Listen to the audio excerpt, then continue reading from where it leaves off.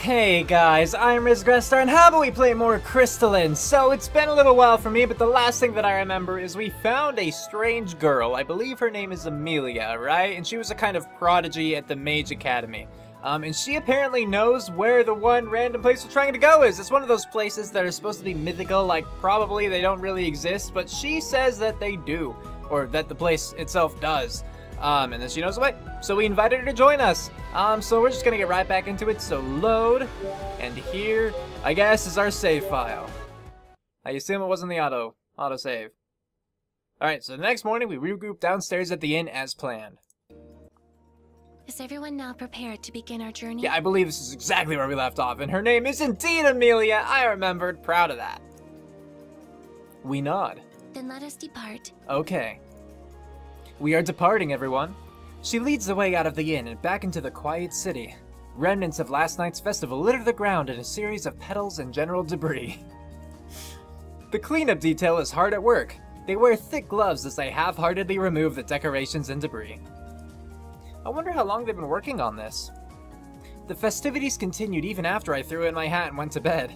Leanna and I share a glance, and she smiles. Aw, she remembers we had such a great time, and I was the winner at dancing! We follow Amelia through the twists and turns of the city. Where exactly are we going now? To the Crystal Rail Station. But of course.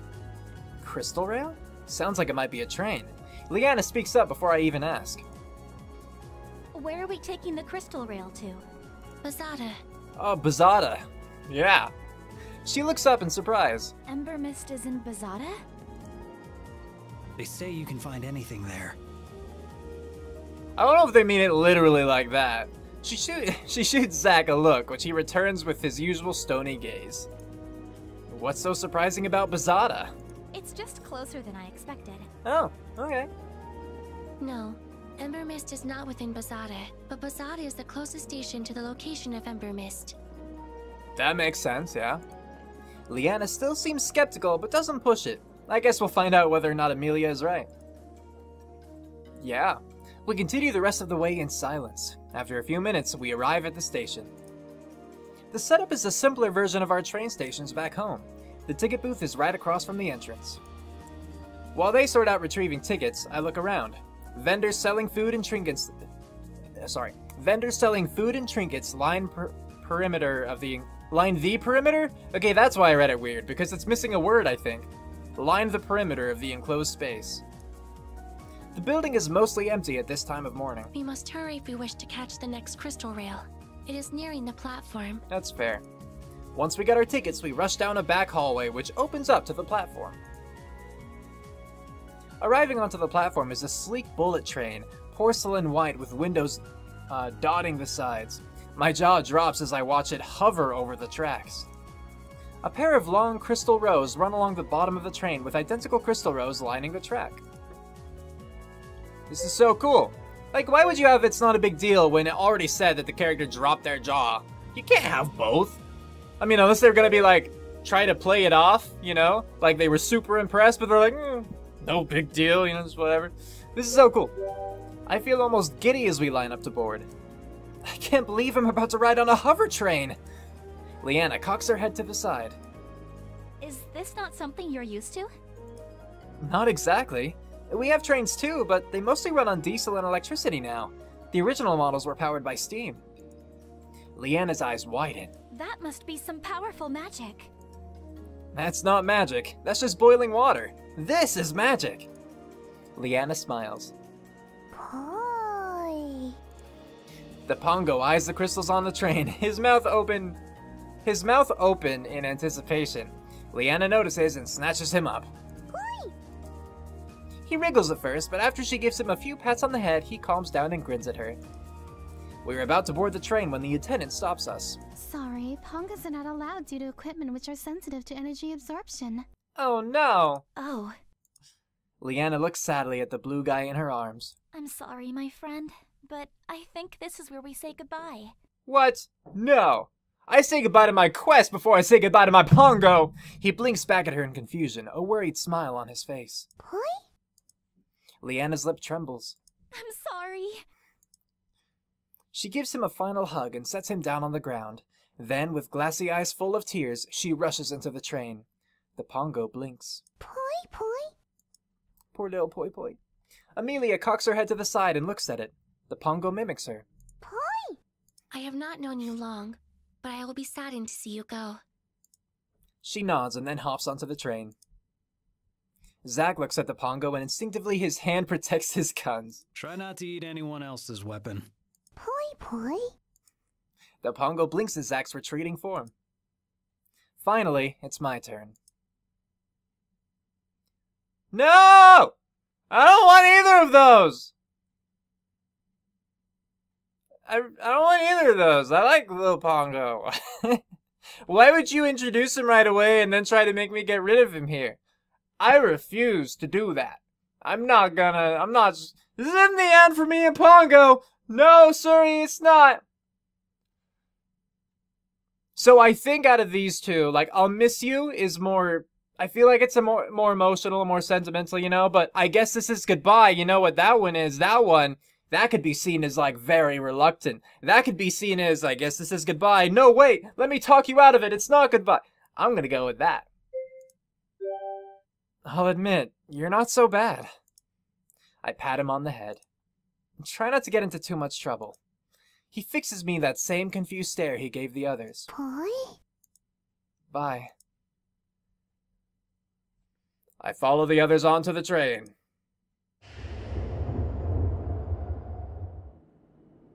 Oh, I guess just... I couldn't think of anything to say that wasn't, like, really vulgar.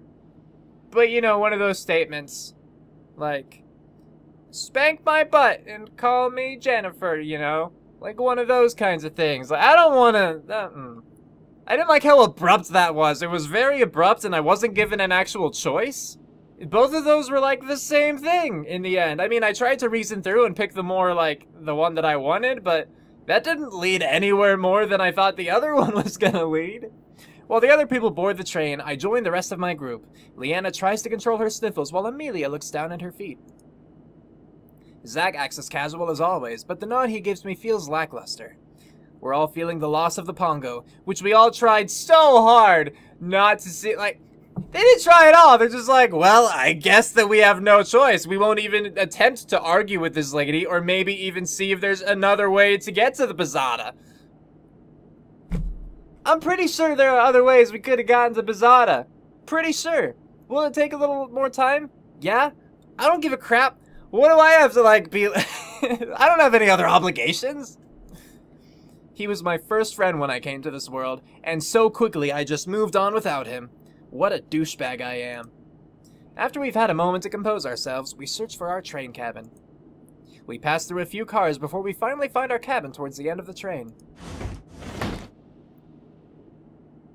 Amelia slides... I mean, that's cute, but I just don't understand what happened. Amelia slides up in the door, then shuts it immediately.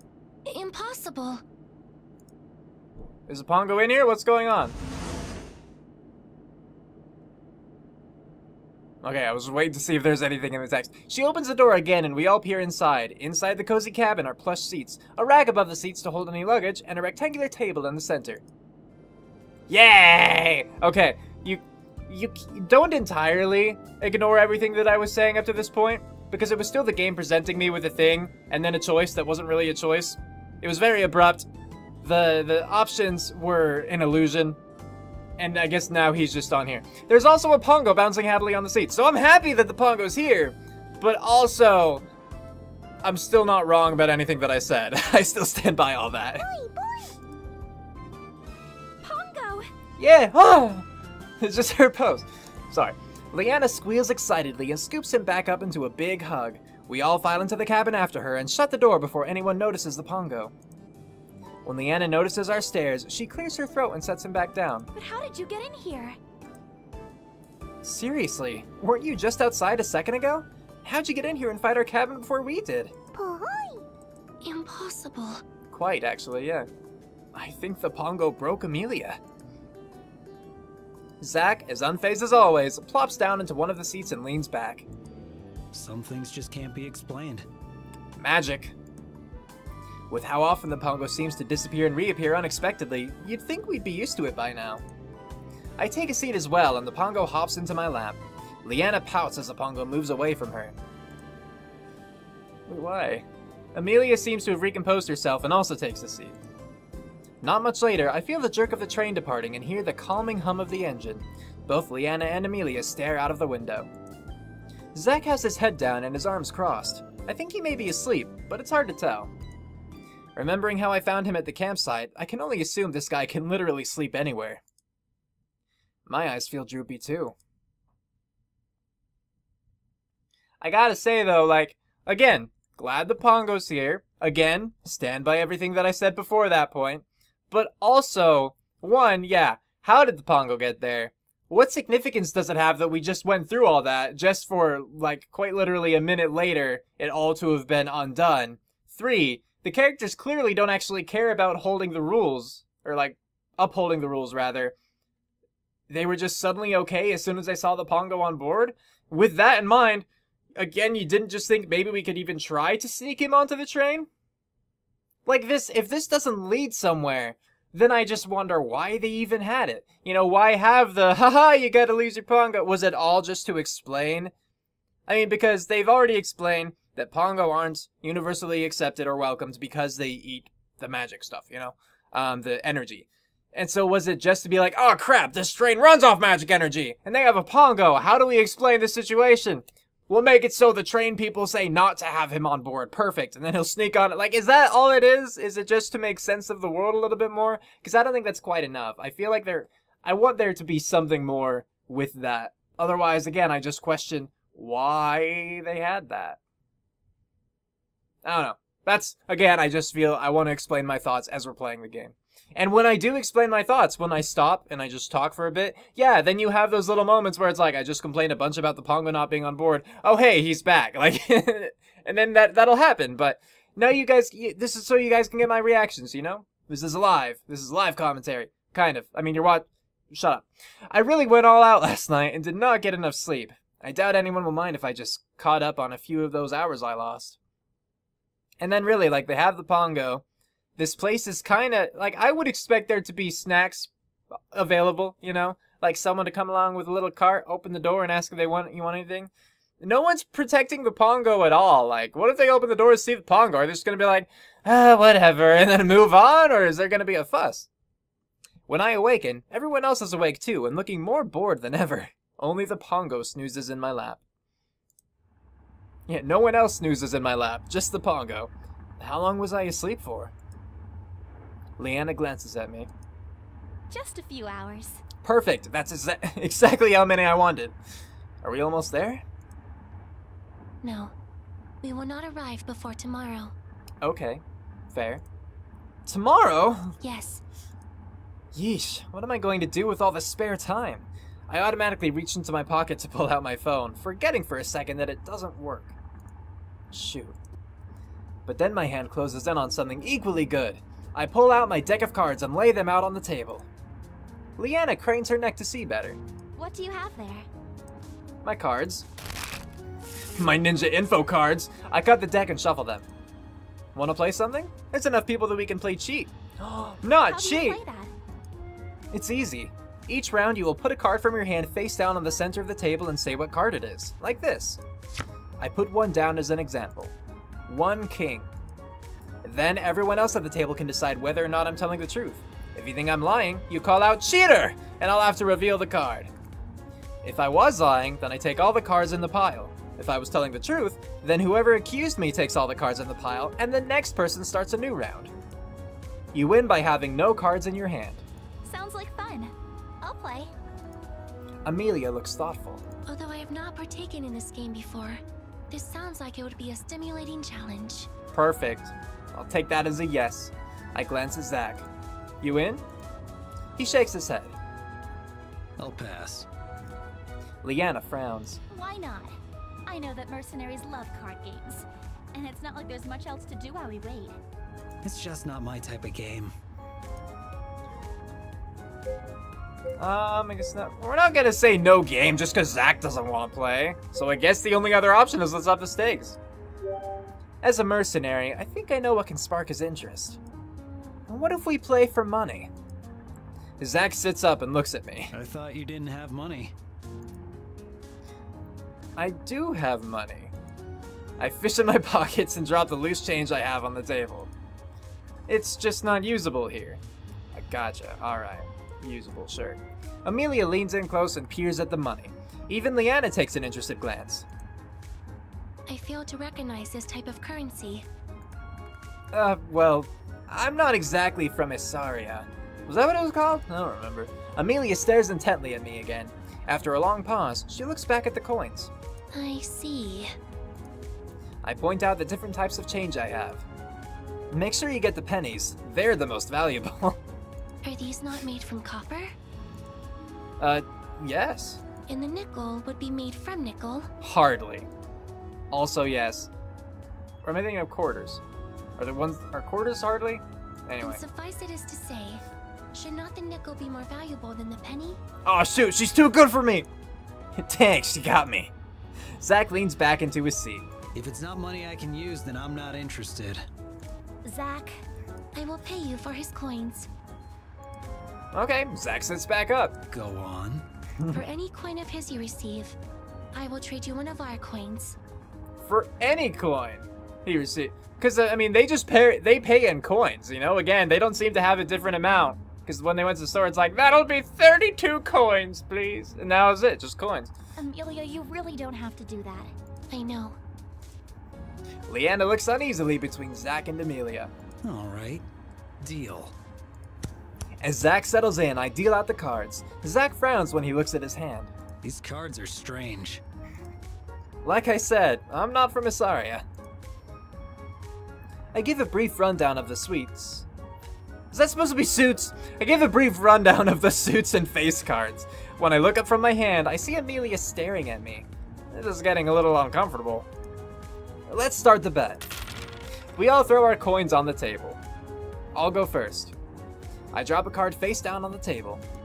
110. Silence. No one reacts. Okay, Leanna, it's your go. Okay. She slides a card onto the table, her face completely blank. 1, 2. I'm a pass. I bet she's telling the truth. Nobody else calls her out either. You know, this would be a lot easier if I knew what cards I had, because that's part of the game, is so you can be like, well, I have 4 4s, and you just said you put down a 4. You're probably lying, you know? Like, that's part of the game. Amelia's go. Her face even more stoic than Leanna's, Amelia places a card onto the table. 1 queen. See, at this point, I just have no reason to suspect anyone, so I'm just gonna pass this first round and see if I can get some kind of read on them. I don't think she's cheating. Again, neither does anyone else. Maybe they aren't quite understanding how to play. Although I guess it is just the first round. Finally, it's Zach's go. In usual, comma, Zach fashion. He stoically slips a card down. 2 8s. Wait, you slipped 1 card down and you 2 8s? Cheater. Hey, no, shut up, I'm gonna call him cheater. Whoa, she was fast! Without breaking from his poker face, he flips over the card to reveal different cards than 8s. Silently, he collects the pile. We count how many cards each person has in their hands, and whoever has the lowest number so far collects the first round of bets. Then we throw in our next round of bets. Okay, me again. I'm gonna stick with the truth here. Better stick with truth.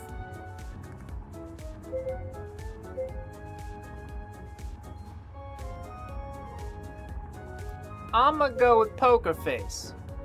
Wait, no. Do I want to give him a false tell? Sure. Maybe I should mess with them a little. I purposely let it slip on my face that I might be lying. 2 3s. Leanna calls me out. Cheater!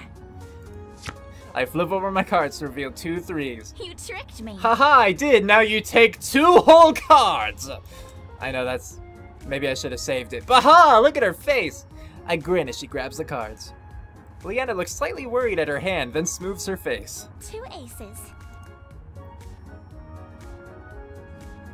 You know, you know, after a flop like that, she might be trying to, you know, save face a little bit, so I'm gonna call her out.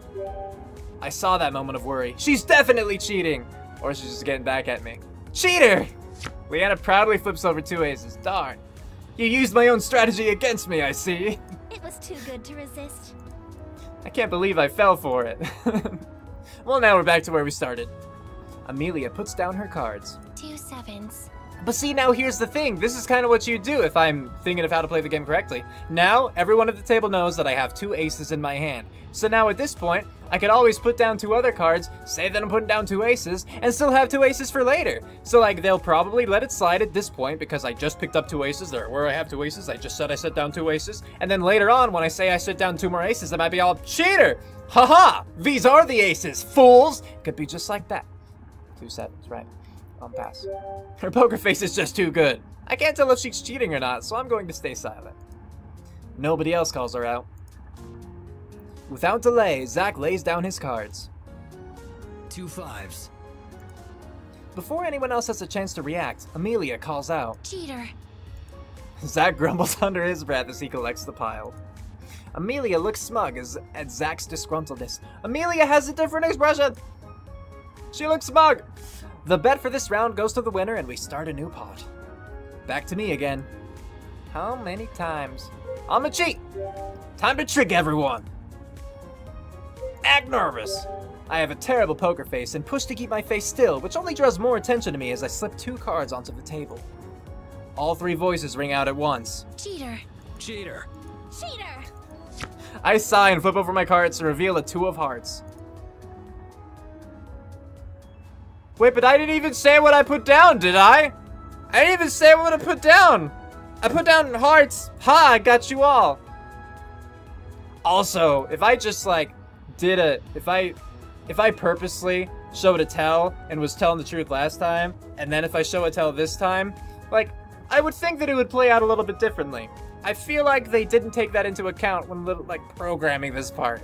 I'm just saying, like, would I really be that nervous and then everyone is immediately calling me out as a cheater? Like, might they hesitate a little bit because of how the previous round just went? Like, I don't know. I'm just saying.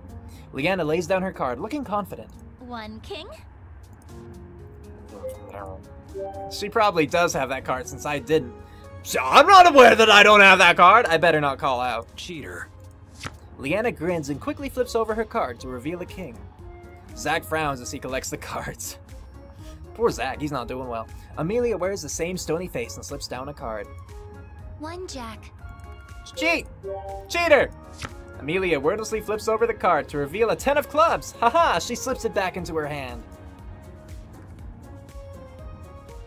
Zach plays his card. 1 6. And Amelia calls him out.